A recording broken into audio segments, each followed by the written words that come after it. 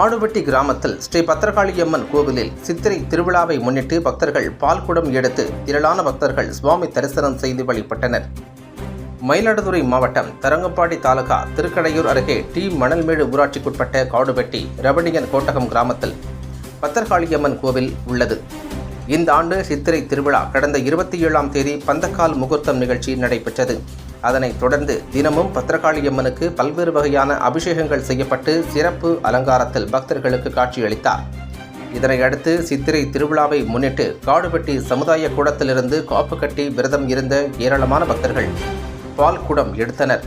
வான வேடிக்கை மேள தாளங்கள் முழங்க காடுவெட்டி மெயின் ரோடு வழியாக கோவிலை வந்தடைந்தது. பால்குடம் எடுத்து வந்தபோது சிறுவர்கள் முதல் பெரியவர்கள் முதியவர்கள் வரை பலர் சாமி வந்து ஆடியது மெய்சிலிர்க்க வைத்தது.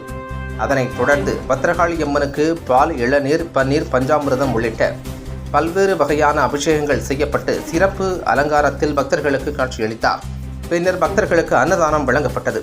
அதனைத் தொடர்ந்து இரவு வீதி உலா நடைபெற்றது. இதற்கான ஏற்பாடுகளை கிராமத்தினர் செய்தனர். திருவிழாவை முன்னிட்டு பொறையாறு போலீசார் பாதுகாப்பு பணியில் ஈடுபட்டனர்.